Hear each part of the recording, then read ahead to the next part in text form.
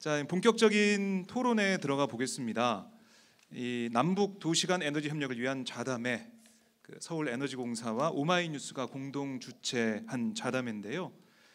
이 북한의 에너지 현황과 신재생 에너지 개발 보급 계획을 쭉 들으면서 우리나라 서울과 우리나라 그리고 좁게 들어가면 서울과 협력할 수 있는 방안이 뭐가 있을까 좀 생각을 하게 되는데, 이 북한의 재생에너지 중장기 개발 계획, 이것과 우리나라가 지금 생각하고 있는 재생에너지 3020 이런 계획이 있는데 좀 뭔가 같이 개발하거나 아니면 같이 뭔가 협력할 수 있는 부분이 있지 않을까 이런 생각이 드는데요. 먼저 우리 발제하신 정우진 박사님은 어떻게 좀 보십니까? 이런 가능성, 좀 같이 하면 뭔가 시너지가 날 수 있는 그런 부분 이런 게 좀 있나요? 제가 볼 때는 한국의 재생에너지 3020, 그러니까 30년까지 2030년까지 예, 저희가 20%를 신재생에너지 하자는 건데 2017년 말에 네. 저희가 재생에너지 3020 계획을 만들었습니다. 네.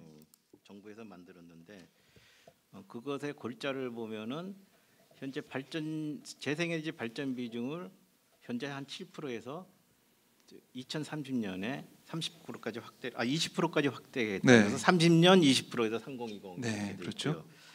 그다음에 이 계획은 뭐냐면 태양광 풍력 중심으로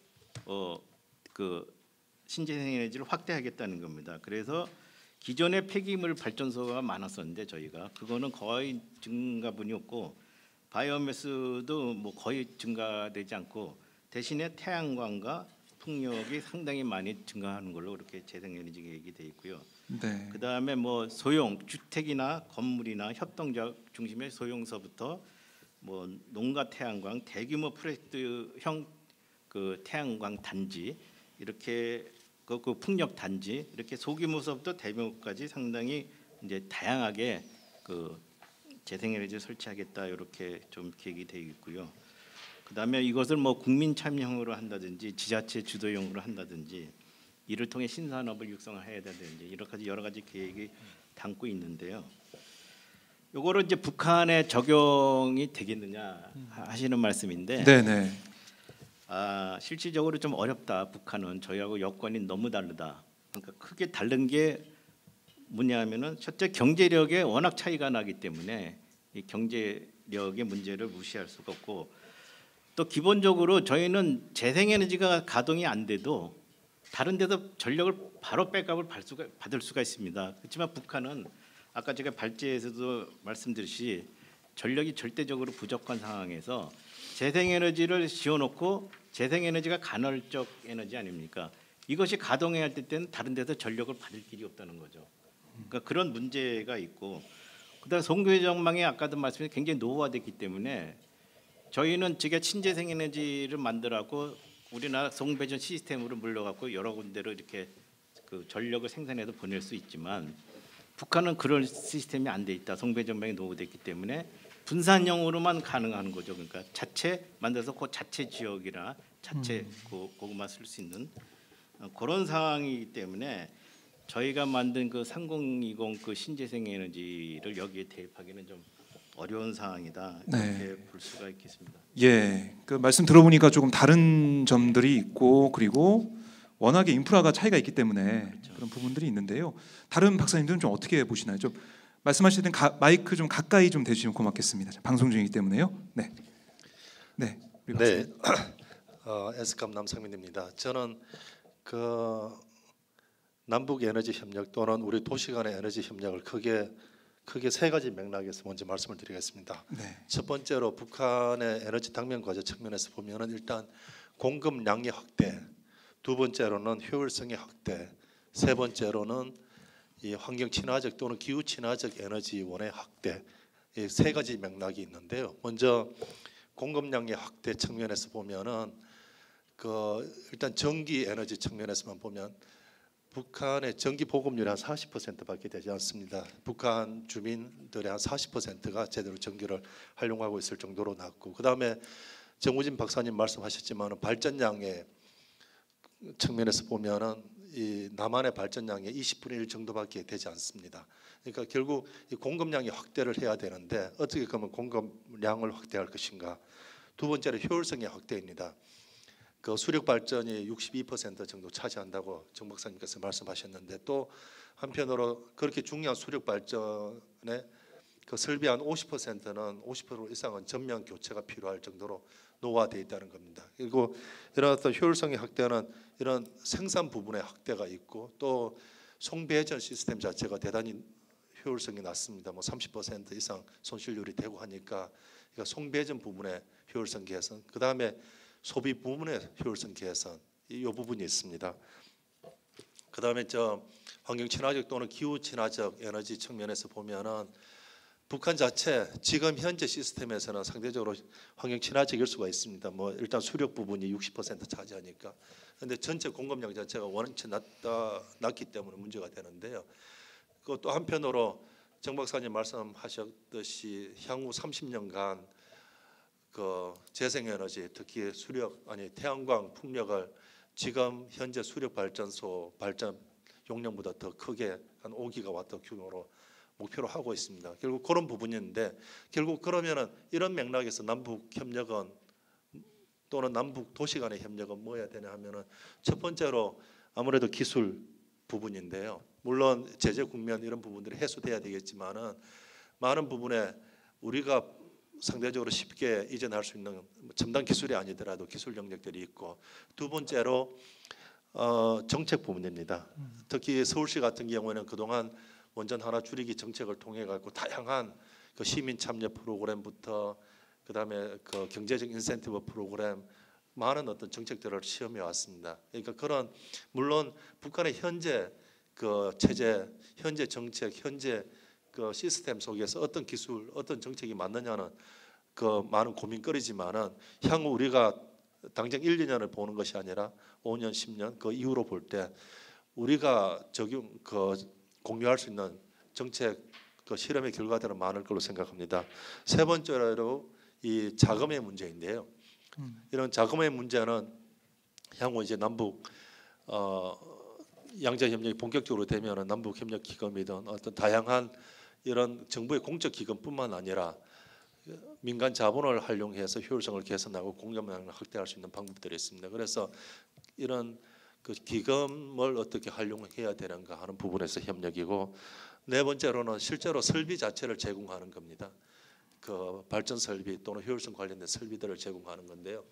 결국 요 네 가지 맥락에서는 여전히 단기적으로는 뭐 제한이 있지만은 좀 더 중장기적으로 보면은 충분히 협력할 여지가 있다라고 생각하고, 저는 이 맥락에서 또 동북아 에너지 협력 부분을 좀 강조하고 싶습니다. 우리가 북한 에너지 문제 얘기할 때 항상 이제 남북 에너지 협력을 중심으로 얘기를 하는데요. 실제 우리 동북아 차원에서 좀 고민할 필요가 있습니다. 뭐 실제 지금 북한 같은 경우에는 수풍 발전소부터 해서 한 5개 정도 수력 발전소를 그 중국하고 공유를 하고 있습니다. 뭐 그런 부분들도 있고, 그 최근 2012년부터 다양하게 논의되어 오고 있는 내용이 동북아 슈퍼그리드 또는 아시아 슈퍼그리드 그런 개념인데요. 그 지금 아시아개발은행, 몽골 정부 또 이 한국, 중국 여러 개 정부가 사실 펀딩을 해서 진행되고 있는 동북아 전력 시스템 연계 프로젝트 최근에 이제 결과들이 나오고 있는데, 그 분석 결과 보면은 몽골 같은 경우에 재생에너지 그 활용 가능성이 한 1,400기가와트 정도 된다고 하는데, 지금 동북아 국가들 전체 발전 용량이 한 2,300기가와트 정도 됩니다.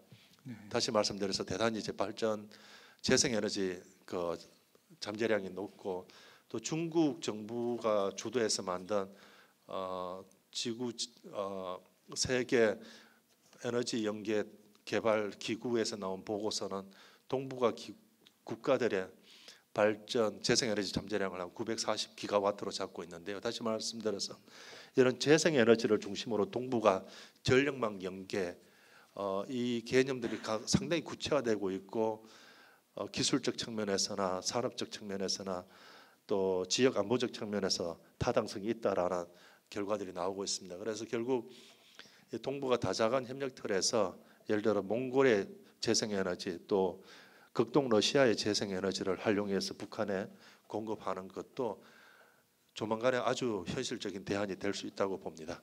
일단 이걸로 말씀 마치겠습니다. 그럼 몽골하고 이 극동 러시아의 에너지를 공급을 한다는 건가요? 북한에? 네, 설비가 들어간 게 아니라 거기서 네네, 만든 북한에 에너지를 발전한 전기를 직접 공급을 하는 겁니다. 북한의 전기를 네, 공급해주는. 그렇습니다. 그런데 우리 동북아 우리는 사실 생소한 느낌이 드는데요. 네. 예를 들어 유럽 같은 경우 36개 국가가 전력망이 다 연계가 돼 있고 그중에 11개, 12개 국가는 수출입의 한 10% 이상의 자국 전력 소비라 생산을 외국의 인접 국가에 의존을 하고 있습니다. 그다음에 네. 아세안 국가도 16개 지점에서로 전력망이 연계가 돼 있습니다. 그래서 지금 전력망 연계가 돼 있지 않은 나라는 국제적으로 보면 거의 뭐 한국, 일본 정도입니다. 말씀드렸듯이 북한도 중국하고 수력 발전소를 여러 개 공유하고 있으니까 제한적이나마 연계가 돼 있는데요. 그러니까 이 향후 동북아 지역 안보 신뢰 구축 측면에서도 동북아 에너지 연계가 상당히 현실성 있는 사업이라고 보고 있습니다. 아직 구체적인 논의는 아직 안 되고 있는 거죠. 북한과 연계하는. 북한 지금 그 동북아 우리가 한국 같은 경우는 한전 포함해서요. 중국의 국가 전력망 그다음에 몽골 전력부에서 그 지금 동북아 대부분 한 30개 기구들 정부 기관들 또는 민간 기구들이 지난해 동북아 전력 연계 및 협력 그 플랫폼을 만들었습니다. 해서 각자가 다양하게 지금 중국 정부, 몽골 정부, 러시아 정부가 대표적으로 그 동북아 전력 연계를 제안하고 있고 우리 문재인 대통령께서도 재작년에 그 블라디보스톡에서 열린 극동 경제 포럼에서 동북아 전력 연계를 말씀하셨는데요. 이렇게 정부 국가 수반 차원에서는 다 이걸 얘기를 하고 있습니다.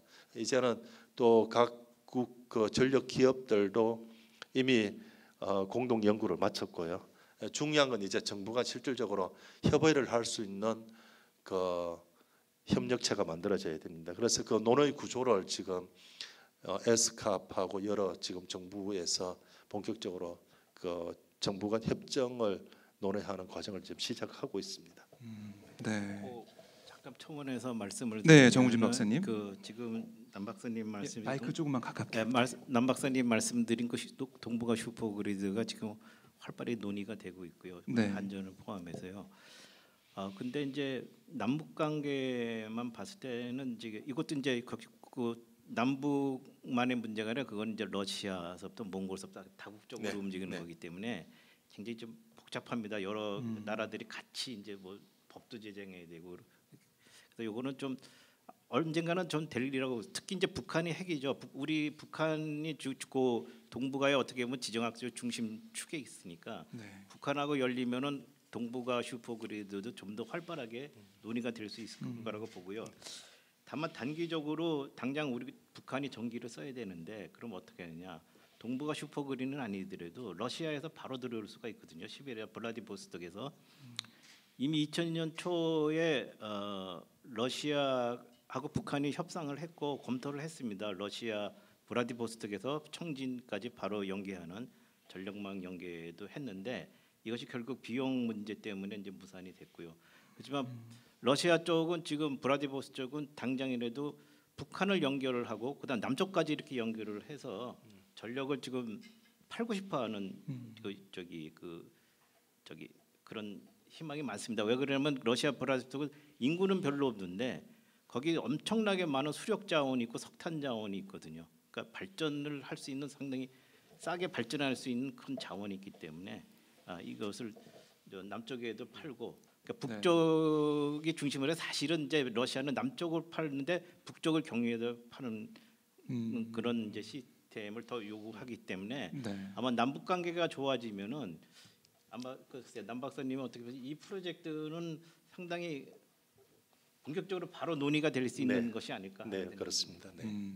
이게 뭐 어떻게 보면은 남북 관계 문제까지도 봐야 되는 그런 상황인데 철도가 우리가 부산에서 출발해서 베트남까지 갈 수 있다 이런 희망도 좀 봤었는데 에너지 길도 이렇게 연결이 되는군요. 러시아에서 지금 중국에서. 그 세계적으로 보면 아까 남 박사님도 말씀했지만 유럽이나 뭐 이런 데는 되게 동남아시아도 그렇고 다 대륙간에 가스관, 전력관이 다 연계가 돼 있어요. 각 나라가. 네. 하지만 저희 동북아 지역은 지금 연계가 거의 안 돼 있고 특히 이제 남북한에는 연계가 안 돼 있고 특히 남한 입장에서는 좀 에너지 아일랜드라고 그랬어요. 남한은 지금 삼면이 바다에다가 우리 97% 에너지를 수입하지만 전부 배를 통해서 수입하고 대륙으로 연계가 안 돼 있는데 그 이제 바로 북쪽 문제 때문에 그렇기 때문에 이제 남북 관계만 해석이 되면은 이게 이제 남북간뿐만 아니라 동북아 전체적으로 아까 말씀드린 슈퍼그릴이나 그 가스관 문제가 좀 더 활발하게 네. 논의될 수 있을 거라 이렇게. 그 북한의 참여는 앞으로 이제 국제 관계가 어떻게 풀려가는지, 남북 관계가 어떻게 풀려가는지 거기에 달려 있다고 보면 되겠네요. 네, 그렇습니다. 동북아 에너지 협력 인프라. 이게 말씀 들어보니까 이 철도 도로만 생각했던 제 자신이 많이 부끄러워집니다. 이거 에너지 길도 이렇게 뚫릴 수가 있다.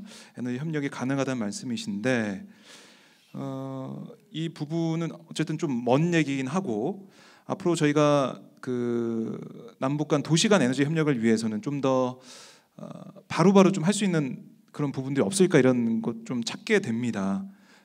남북 도시 간 특히 뭐 서울과 평양 간 이 에너지 협력 이런 건 좀 어떻게 해야 될까? 아까 우리 정 박사님 말씀 들어보니까 평양 뭐 중앙 난방도 들어가 있고 한데 그게 좀 여의치가 않은 그런 부분들이 있다 이런 말씀을 좀 듣게 되고 그리고 평양의 에너지 문제는 아까 중앙 난방이 있고 다른 북한의 다른 지역보다 상당히 발전이 돼 있지만 그러니까 막 밝고 막 조명도 밝고 막 그랬잖아요. 평양 갔을 때. 그렇지만 역시 거기서 심각한 에너지 문제를 안고 있다. 특히 난방용 중앙 난방이 제대로 공급이 안 돼 있고 또 여전히 석탄을 50% 이상 쓰고 있는 상황이기 때문에 공해 문제가 있고 그래서 평양이 북한의 제일 도시이기 때문에 앞으로는 친환경적인 그 서울시가 추구하는 친환경적인 에너지를 이제 확대할 필요가 있다. 네. 그래서 북한에도 이제 가스가 좀 많이 들어갈 것 같고요. 그다음에 신재생 에너지도 좀 활발하게 앞으로 남북 관계가 좋아지면 추진될 수 있을 걸로 보고 특히 평양은 서울보다는 태양광 에너지나 이런 건 훨씬 설치하기가 훨씬 더 수월하다. 평양요? 저희는 이제 여러 가지 민원 관계나 인허 관계가 굉장히 복잡하게 얽혀 있지만 평양은 그렇지 않고 그 대규모 태양광을 할 수 있는 그런 이제 어떤 부지라든가 이런 걸 상당히 손쉽게 얻을 수 있기 때문에 마음만 먹으면은 바로 그렇죠, 할 수 있는. 유리하죠. 근데 문제는 이제 재원 문제죠. 그 돈을 이제 어떻게 확보하느냐 문제하고 또 하나 문제는 그 북한이 스스로 이거를 유지 관리를 할 수 있어야 됩니다. 이게 북한이 스스로 우리 자기가 필요할 때 부품을 조달받을 수 있어야 되고 또 필요할 때 인력이 들어서 모니터링해서 어디가 고장난지 파악을 하기 때문에 그러니까 재생에너지는 설치하는 게 하나의 사업이면 이걸 운영하는 건 또 하나의 사업입니다. 북한이 그동안에 NGO라든가 그런 단체들이 들어가서 풍력이나 태양광을 상당히 많이 좀 지어줬는데요. 대부분이 실패가 뭐냐면 지어놓고 그냥 떠났기 때문에 그런 상황이에요. 운영 인력이 그러니까 그런 시스템까지 다 갖추도록 하는 어떤 그 협력 방안이 좀 필요하지 않을까 하는. 유정인 박사님. 네.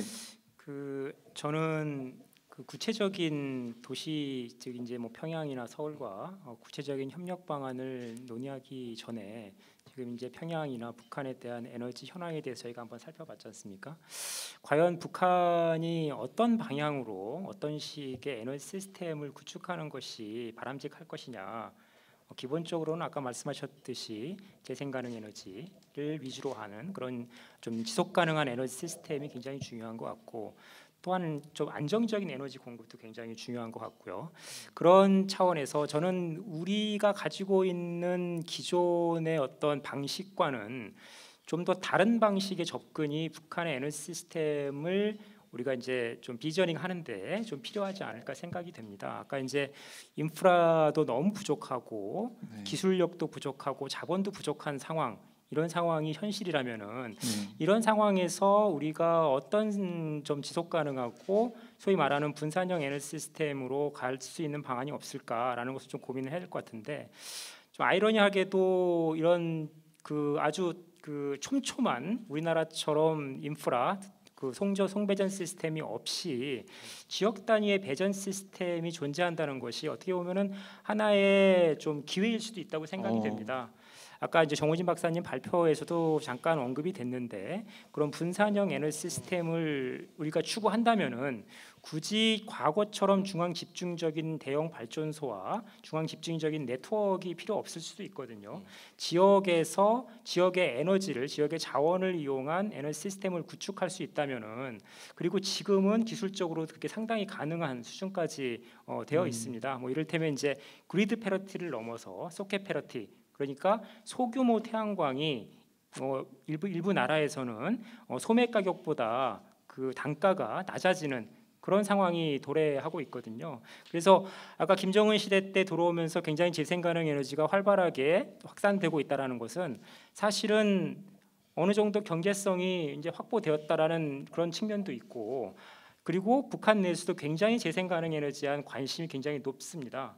아까 이제 재생가능 에너지법이라든지 이런 제정을 해가지고 그런 재생가능 에너지에 대한 확대를 추구하고 있는 모습을 볼 수 있고요. 그래서 다시 한번 말씀드리자면은 지금의 인프라와 그리고 제가 한 가지 발견한 내용 중에 하나는 그 북한의 법 체계를 보니까 에너지 법 체계를 보니까 중소형 발전소법이 있어요. 그러니까 우리나라로 치면은 구역전기 사업법과 비슷한 거예요. 지역에서 발전기 자체적인 에너지원을 이용해서 지역 내에 공급할 수 있도록 하는 방식입니다. 그래서 그런 것을 봤을 때 소규모 분산형 재생가능 에너지를 이용한 소규모 분산형 시스템의 구축이 오히려 용이할 수 있다라고 판단이 되고요. 근데 이를테면 한 가지는 그렇다고 해서 이런 그 아까 말씀하셨던 슈퍼그리드나 어떻게 지역적인 트랜스미션이 필요 없는 것이냐 또 그렇지만은 않은 것 같습니다. 분명히 소규모 지역적인 배전망 에너지 시스템은 있지만 특히 이제 재생가능 에너지 같은 경우는 변동성이 있기 때문에 그 변동성을 완화해 줄 수 있는 지역 간의 트랜스미션 에너지를 딜리버리 할 수 있는 그런 시스템은 또 분명히 좀 필요성이 있다고 보고요. 그래서 하이브리드 시스템 어떻게 보면 하이브리드 시스템인데 그런 측면에서 좀 접근을 해야 되지 않을까 이렇게 생각을 합니다.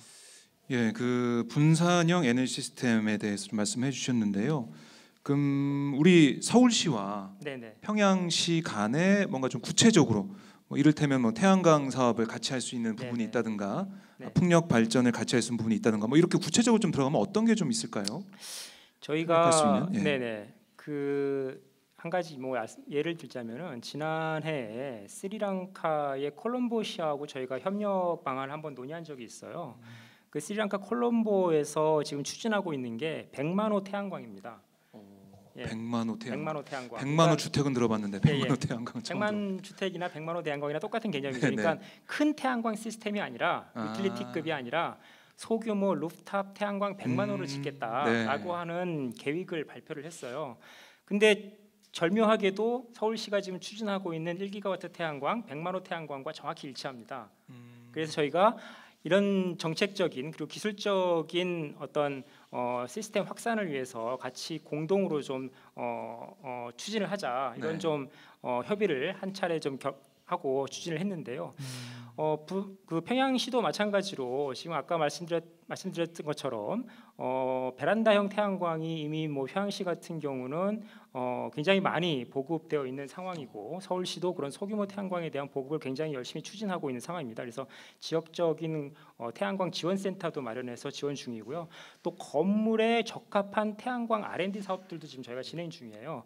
기존의 태양광 같은 경우는 굉장히 무겁고 네. 또 평양의 어떤 주택 상황이나 건물 사정이 어떤지는 모르겠지만 그러한 태양광을 설치하기에는 조금 어려울 수도 있는 상황입니다. 그래서 건물에 적합한 태양광을 기술적으로 개발하기 위한 협력 사업들도 저희가 가능하다고 생각이 됩니다. 그리고 서울시 같은 경우는 2014년부터인가요? 남북 에너지 협력 기금을 조성을 했습니다. 그래서 그것을 통해서 네. 일부 소규모 사업이라도 이런 태양광에 대한 R&D, 태양광에 대한 파일럿 프로그램들을 얼마든지 수행할 수 있다고 생각이 되고요. 네. 그리고 또 한 가지는 지금은 기존의 기술보다 한 계단 한 단계 더 업그레이드된 기술이 좀 더 필요할 수도 있을 것 같습니다. 요즘 많이 얘기하고 있는 스마트 기술, 스마트 에너지시티 이런 개념이 있는데요. 아까 말씀드렸던 스리랑카 같은 경우도 넷미터링이라든지 ESS라든지 이런 시스템을 요구하고 있어요. 단순히 태양광이 아니라 태양광을 효과적으로 운영하기 위한 시스템적인 어떤 기술 개발과 기술력들을 요구하고 있는 상황이죠. 그래서 한 단계 더 나아가서 단순 태양광이 아니라 아까도 말씀하셨다시피 태양광을 잘 운영할 수 있는 시스템을 함께 좀 공동으로 좀 개발 노력하는 것이 가능한 범위라고 생각이 됩니다. 네, 이게 중요하겠네요.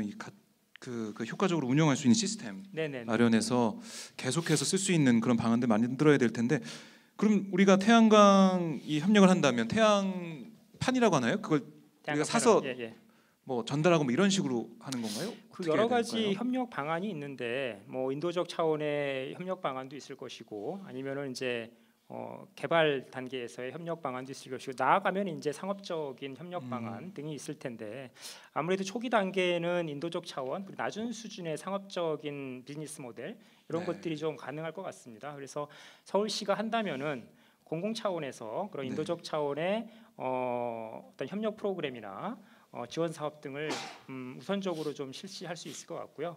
나아가서는 아까 말씀드렸다시피 그런 정책적인 협력 그리고 향후의 도시에서의 에너지 시스템에 대한 구체적인 계획 등을 서로 마련하는데 정책적인 어떤 쉐어링을 가능할 수 있을 것 같습니다. 네, 그러니까 서울시가 가지고 있는 경험과 기술 이것부터 해가지고 좀 협력할 수 있는 부분들이 많다는 말씀이신데요. 자, 근데 이렇게 쭉 저희가 들어보면서 이게 계획이나 어떻게 가야 되면 좋겠다 생각을 많이 하게 됩니다. 그런데 이게 우리 마음대로 좀 안 되는 거잖아요. 지금 이 북미 간의 정상회담이 좀 이번에 잘 안 되고 앞으로 뭐 저는 연기됐다는 표현을 좀 쓰고 있는데 연기가 좀 돼 있는 상황인데 우리 정성장 박사님께서 하노이도 다녀오셨다면서요? 혹시 저희 토론회 때문에 다녀오신 건가요? 미리 한번 가봤습니다. 예. 하노이 다녀오셨는데 그럼 회담 전에 잠깐 다녀오신 거. 마이크 좀 가까이 대고 말씀. 회담 직전에 하노이를 방문해서 그 회담이 실제로 이루어진 그 메트로폴 호텔도 가봤고요. 그리고 멜리아 호텔도 한번 가봤습니다. 예, 어떻던가요? 메트로폴 호텔은 과거에 프랑스가 지은 호텔인데 굉장히 그러니까 우아하고 뭐 궁전 같은 그런 스타일의 이제 호텔이죠. 네. 그래서 이제 저는 맨 처음에 김정은 위원장의 숙소로 거기가 되지 않겠는가 했는데 뭐 거기가 아니라 숙소로 멜리아 호텔이 됐고요. 멜리아 호텔이 좀 높은 건물이다 보니까 뭐 하노이 시내를 전체를 볼 수 있는 전망, 뭐 좋은 전망을 갖고 있죠. 그래서 아마 멜리아 호텔로 결정이 된 것 같습니다. 네, 알겠습니다. 부럽습니다. 예, 그 저희 이번 북미 정상회담 결과에 따라서 지금 많이 좌지우지되고 있는 그런 부분들이 있는데 어떻게 좀 보세요? 이번 회담 결과 많은 영향을 미칠까요? 이번 하노이 정상회담에서 북미가 일정한 좀 타협을 보지 않을까라고 많은 전문가들이 예상을 했고 저도 사실 그런 기대를 했었습니다. 그런데 아쉽게도 뭐 회담에서 합의문 채택이 되지 않았는데 그렇다고 해서 뭐 반드시 비관적으로 앞으로 상황을 볼 일은 아니라고 봅니다. 왜냐하면은 트럼프도 분명히 이야기한 게 자신은 이제 김정은 위원장과 빅딜을 하고 싶었다. 그리고 이제 그 영변 핵폐기를 넘어선 빅딜을 하고 싶었는데 북한 측에서 준비가 되어 있지 않았던 것 같다라고 얘기를 했습니다. 그래서 그리고 또 이제 무엇보다 미국이 당시 국내 정치적으로 트럼프에게 굉장히 불리한 상황이었죠. 그러니까 정상회담 그 기간 내에 미국에서 코온 청문회가 진행이 되고 있었고 미국의 모든 방송들은 북미 정상회담이 아니라 사실 코온 청문회에 집중돼 있었습니다. 그런 상황이다 보니까 트럼프 대통령도 차분하게 북한하고 협상을 할 수 있는 그런 상황은 아니었고 또 뭐 북한하고 협상을 하는 데 있어서 기대 이상의 성과를 거두지 못하면은 스포트라이트를 받을 수 없는 그런 상황이었다. 그래서 트럼프 대통령은 이제 영변핵 폐기 플러스 상응 조치가 아니라 그 이상의 뭔가 좀 큰 걸 이제 북한하고 교환을 하고 싶었는데 김정은 위원장이 준비가 안 돼 있었던 것 같고요. 따라서 이제 서로 판을 키우게 되면은 앞으로 더 큰 합의를 할 수 있는 가능성이 있다고 봅니다. 그리고 이번 정상회담을 통해서 우리가 이제 어떤 실패를 통해서 교훈을 얻을 수 있는 부분도 있는데, 정상회담 바로 얼마 전에 실무회담을 개최한다고 했을 때 서로 갖고 있는 생각들을 충분히 소통하기가 어렵거든요. 그래서 이거는 앞으로도 마찬가지입니다. 정상회담을 한다고 했을 때 뭐 날짜를 먼저 정해놓고 바로 그 직전에 실무회담을 하게 되면은 이와 같은 상황이 얼마든지 재현이 될 수 있는데, 따라서 이제 앞으로는 이 실무회담을 정례화하고 상시할 필요가 있다고 봅니다. 그래서 충분히 소통이 되고 충분히 의견 접근이 이루어진 상황에서 그 다음에 이제 정상회담 날짜를 잡는 방향으로 간다. 네. 그게 이제 바람직하다고 보고요. 그리고 또 트럼프 대통령이나 이제 김정은 위원장 모두 회담에서 합의문 채택을 못했지만은 이제 항상 서로에 대해서 이제 어떤 신뢰를 보이고 있고, 이제 차회담의 어떤 의지를 보이고 있고, 북한도 노동신문 통해서 김정은 위원장이 트럼프 대통령하고 이제 다음 상봉에 대해서 갖기로 약속을 했다, 이런 입장을 갖고 있기 때문에 저는 올 가을쯤에는, 늦어도 가을쯤에는 제3차 북미 정상회담이 개최될 가능성이 높다, 그렇게 봅니다. 예, 좀 한번 정리를 해주셨는데요. 아까 저희가 얘기했던 게 이 에너지 문제라는 게 뭐 공공적인 부분도 있고 인도적 차원의 부분도 있는데, 꼭 이게 북미 간의 대화가 잘 돼서 좀 잘 풀려야, 제재가 해제돼야 가능한 건가요? 지원이나 뭐 예. 협력이나 이런 게요? 가령 이제 우리가 개성공단에 전기를 공급하고 싶어도 네. 이게 제재 문제랑 사실 관련이 돼 있지 않습니까? 그 많은 문제들이 지금은 북한의 뭐 세 차례에 걸친 ICBM 시험 발사하고 핵실험 이후에 뭐 제재와 관련돼서 뭐 민생과 관련된 부분까지 영향을 미치고 있기 때문에 제재가 어느 정도 완화되지 않으면은 현대적인 어떤 그런 설비들이 들어갈 수가 없습니다. 저는 에너지 전문가는 아닌데 네. 그 북한의 북한 전기 질이 좋지 않다라는 얘기를 아까 앞에서도 하셨잖아요. 네네. 저는 이제 거의 매년 북중 접경 지역을 다니면서 한 번은 이제 중국 쪽 압록강에 있는 중국 쪽 발전소를 한번 가볼 기회가 있었습니다. 예. 중국 쪽 수력 발전소에 가봤는데 거기서 들어가는 그 전압의 질이 이제 북한하고 중국하고 굉장히 차이가 큽니다. 중국은 굉장히 안정적인데 북한은 굉장히 불안정하고 그래가지고 결국 이제 이 문제를 우리가 해결하지 않으면 안 되고, 또 이제 서울시가 이제 평양시의 어떤 전기의 질 문제라든가 그런 데 관심을 가질 필요가 있는 게, 뭐 대한민국 정부가 모든 걸 다 할 수가 없습니다. 그렇기 때문에 정부가 할 수 없는 부분들 지자체가 해야 되거든요. 네. 특히 이제 평양은 이제 북한의 수도이기 때문에 평양과 관련된 부분은 서울시가 나서서 네. 문제를 해결해야 된다고 봅니다. 그런데 이제 북한의 전기의 질에 대해서 사실 특히 평양시의 질에 대해서는 우리가 좀 앞으로 조사가 필요한 부분이 있다고 봐요. 그거는 다른 지방하고도 또 다르게 평양을 가본 조선족 뭐 학자들 얘기 들어보면은 거기는 저녁 늦게까지 전기가 들어오고 사정이 다른 데보다 훨씬 좋다라고 또 얘기를 하고, 또 평양에 보면 경공업 공장들이 상당히 많습니다. 네. 그러니까 이 평양에 인구가 많고 또 그러다 보니까 그 평양시 인구 사람들이 농사로 다 사는 거 아니잖아요. 그러다 보니까 거기 경공업 공장들이 다른 지역보다 훨씬 더 많습니다.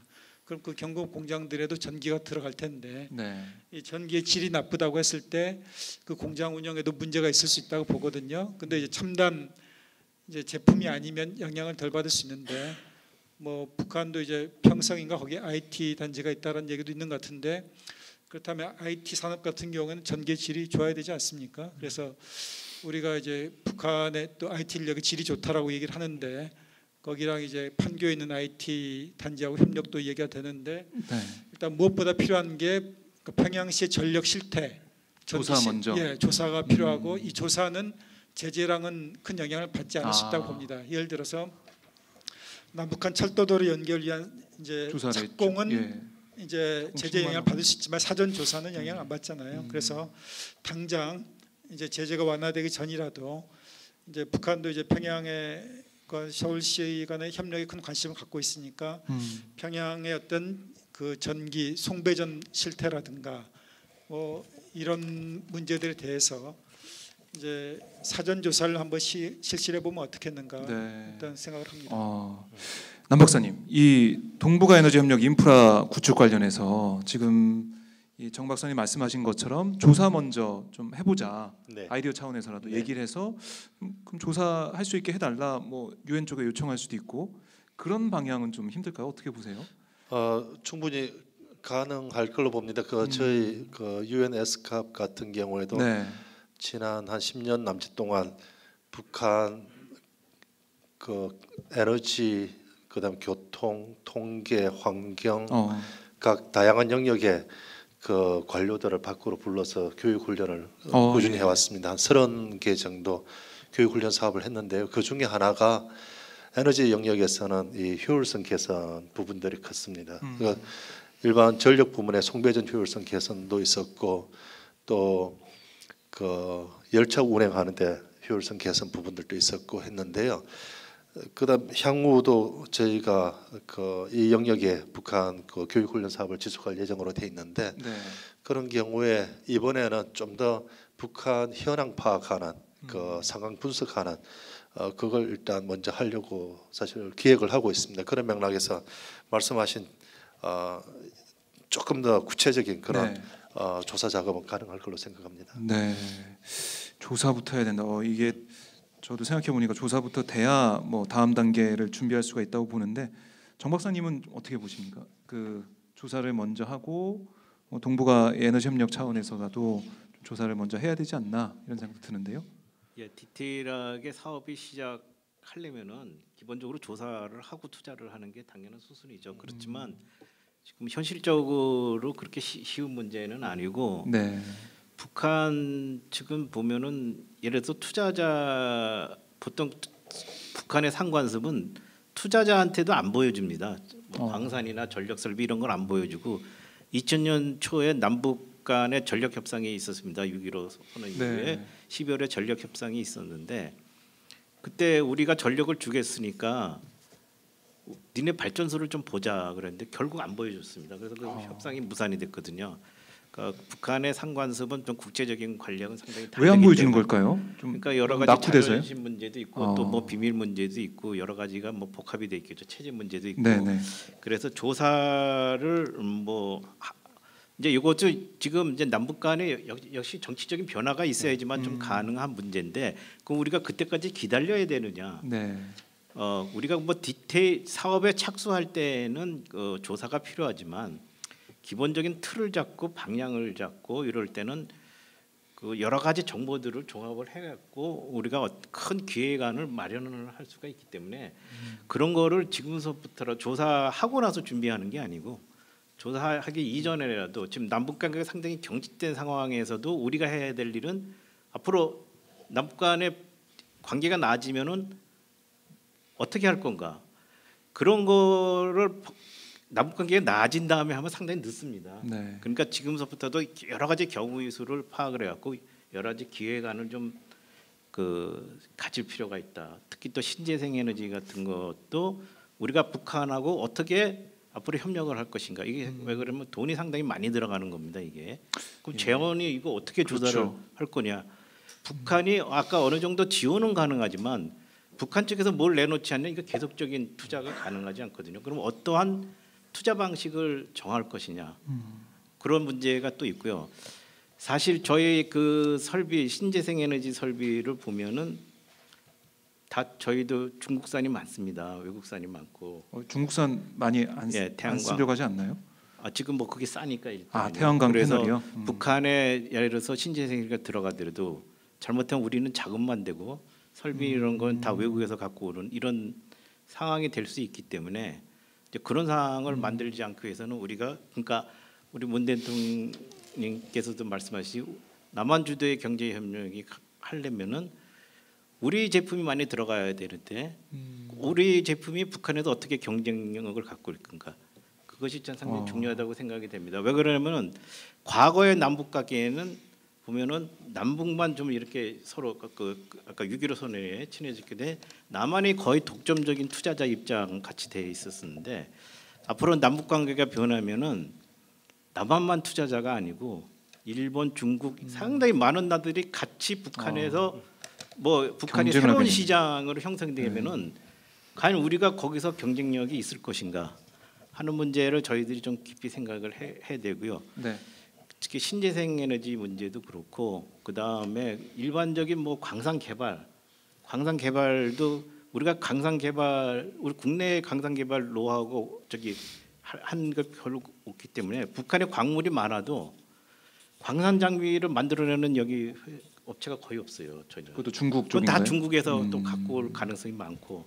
그럼 실제로 엑기스는 누가 갖고 왔느냐 이런 문제이기 때문에 이런 그런 거를 그렇네. 지금부터라도 저희가 준비를 해갖고 네. 앞으로 우리가 산업이 어떻게 협력을 하고 북한도 이익이 되고 우리도 이익이 되는 그런 네. 방향으로 많이 지금도 준비를 해야 된다. 준비를 네. 하고 그리고 우리가 여기서 제조업이나 여러 가지 북한에 들어갈 수 있는 어떤 경쟁적인 산업을 좀 육성도 해야 되고 그래야 되지 않을까 하는 생각입니다.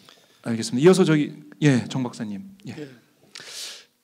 김정일 시대 북한의 대남 정책하고 김정은 시대 북한의 대남 정책에는 좀 차이가 있다고 봅니다. 그러니까 김정일이라면은 가령 뭐 철도도로 연결을 위한 우리가 협력을 하자 그러면은 사전 조사 필요 없고 당신네들은 필요한 장비나 시설만 대라 이렇게 얘기를 했을 겁니다. 근데 김정은 위원장 같은 경우에는 철도도로 연결을 위한 사업 그 실태 조사를 위해서 남한의 전문가들 다 수용하지 않았습니까? 그래서 북한의 열악한 철도도로 실태를 보여줬고 과거 김정일보다는 상대적으로 열린 태도를 가지고 있거든요. 그래서 서울과 평양시 협력과 관련해서도 북한에게 도움만 된다고 하면은 김정은 위원장은 보여줄 가능성이 있다고 봅니다. 그러니까 김정은 위원장 들어서서 과거랑은 다르게 상당히 실용주의적 면을 많이 보여서 돈만 된다면은 얼마든지 뭐 하겠다. 그러니까 가령 예를 들면은 중국도 이제 개혁 개방하기 위해서 화교 자본 이끌어들였고 뭐 베트남도 이제 뭐 베트남이 싫어서 떠났던 사람들 자본들 많이 끌어들였거든요. 베트남 개혁 개방을 위해서. 네.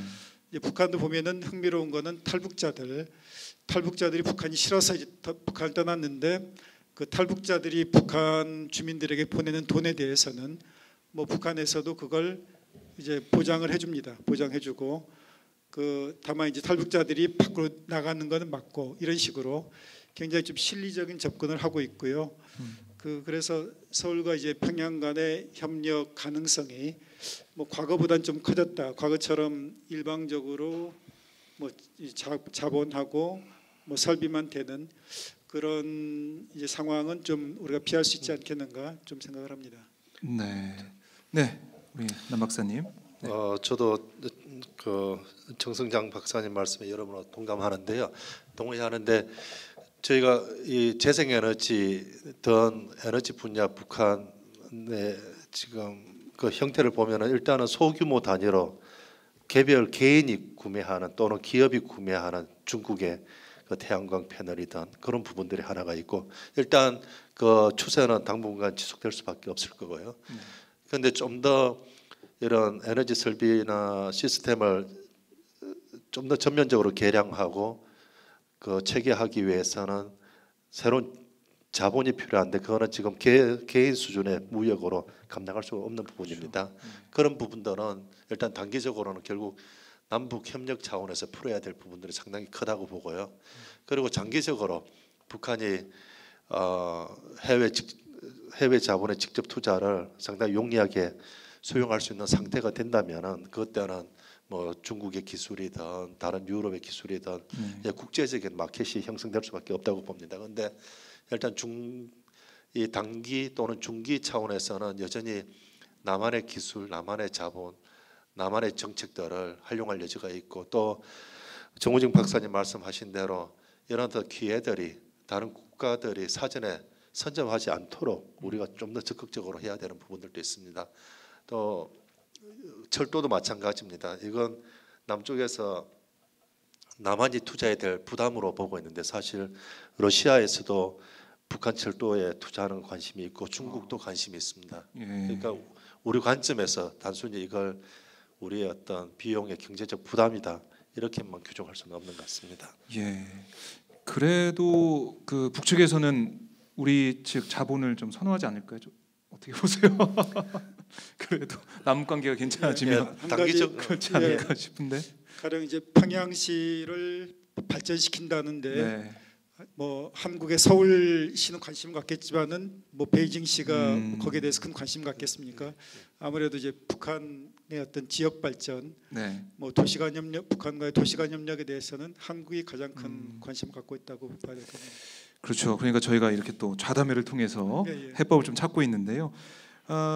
우리 유 박사님, 이 서울에너지공사에서 네네. 그 최근 들어서 남북관계가 풀려가면서 북을 방문하거나 이런 기회가 있었나요? 어떻습니까? 아니요, 그런 기회는 아직 없었고요. 아직 없었군요. 있으면 좋겠습니다만 네. 아직까지는 그런 기회를 못 만들었고, 단지 이제 저희가 계획하는 것은 아까 이제 조사의 중요성을 말씀해 주셨는데 네네. 당연히 좀 필요하다고 보고요. 그를 위해서는 좀 네트워킹이 좀 필요할 것 같습니다. 아까 남 박사님께 잠깐 여쭤보고 싶었는데 사실 아까 예, 예. 북한 분들 오셔가지고 여러 가지 에너지 환경 이슈에 대해서 계획도 하시고 그런 것이 기회가 있었는데 어디서 이루어졌는지 그것도 궁금하고 어떻게 이루어졌는지 예. 거기에 이제 서울시가 함께 그런 여러 가지 서울시가 해왔던 상수도 정책, 에너지 정책, 교통 정책 이런 것들을 공유할 수 있는 그런 자리가 있었으면 좋겠다라는 좀 생각을 했고요. 네트워킹. 예. 예.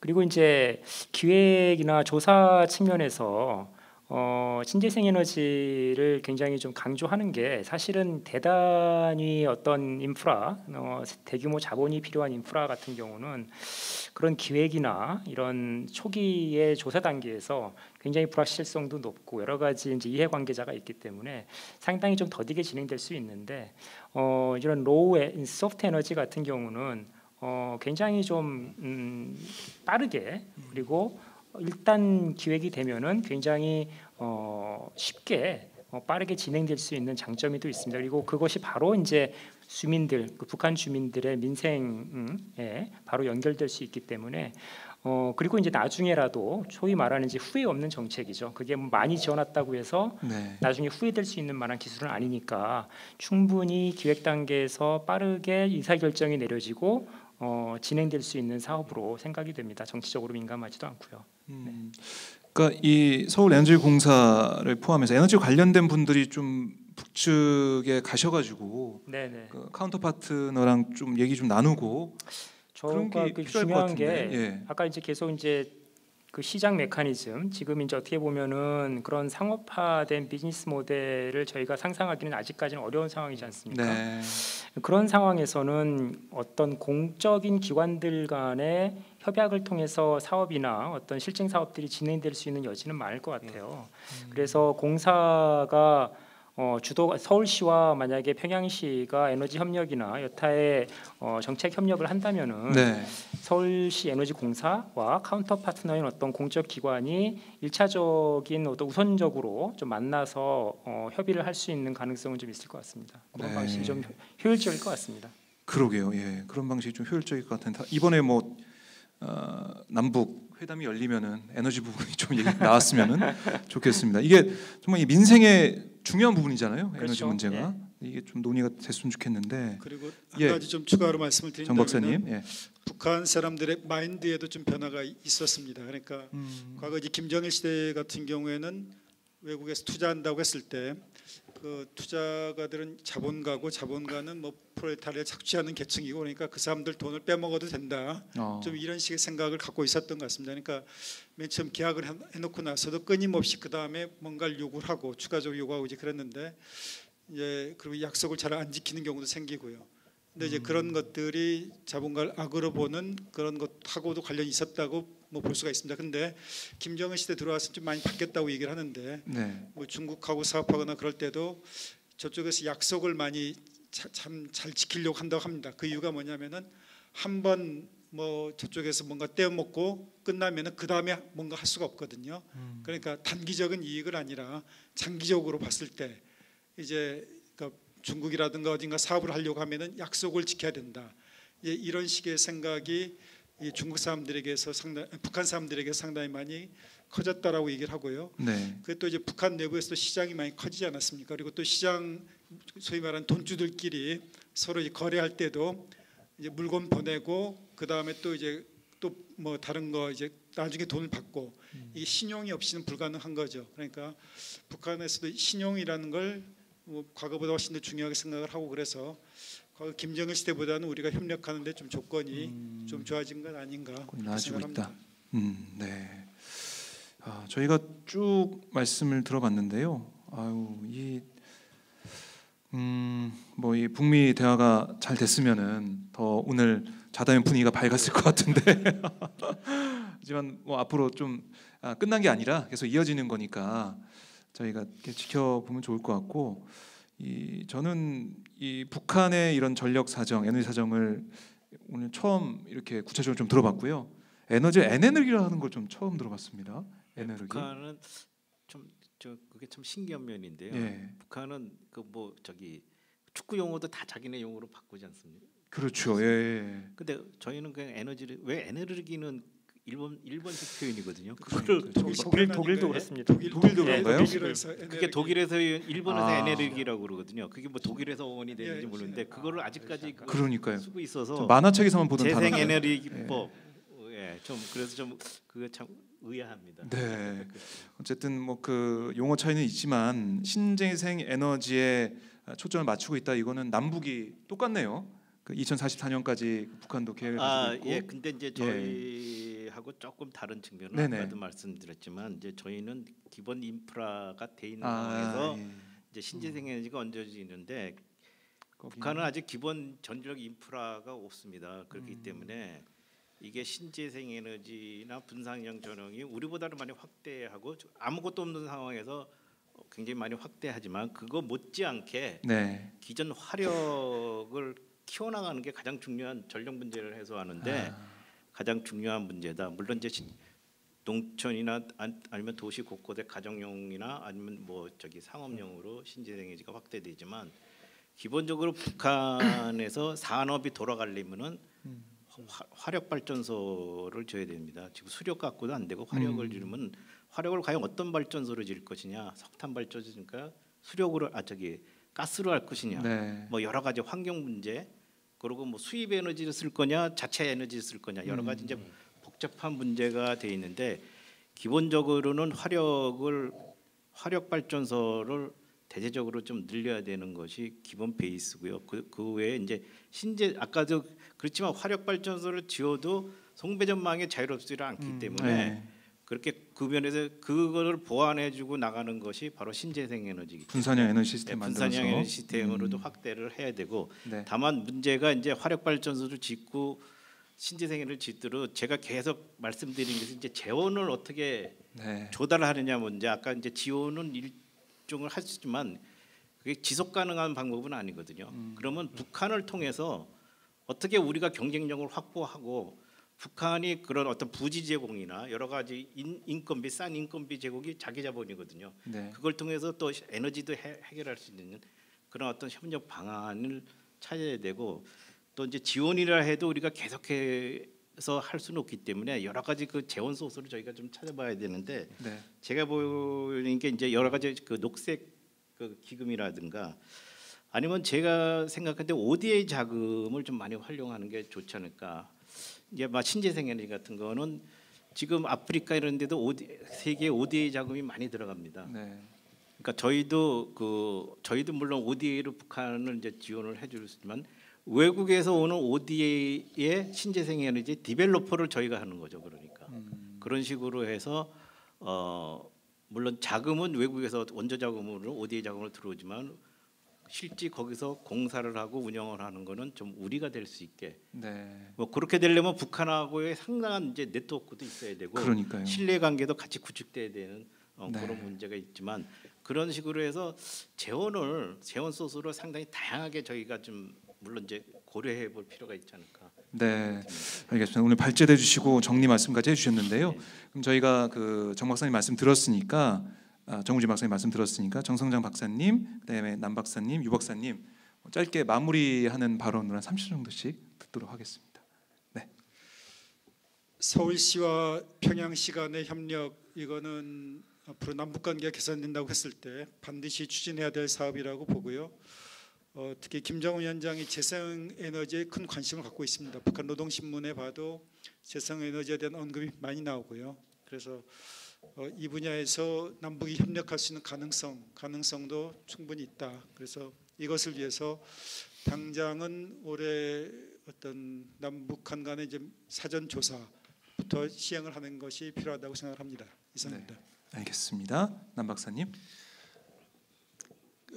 도시나 정부 차원에서 아까 말씀드린 그 정책, 기술, 재원 또 설비 네 가지 측면에서 물론 지금 당장은 어렵습니다만은 장기적으로 충분히 협력할 여지가 있고 그 네 가지 영역에서 미리 준비를 해야 된다고 생각되고요.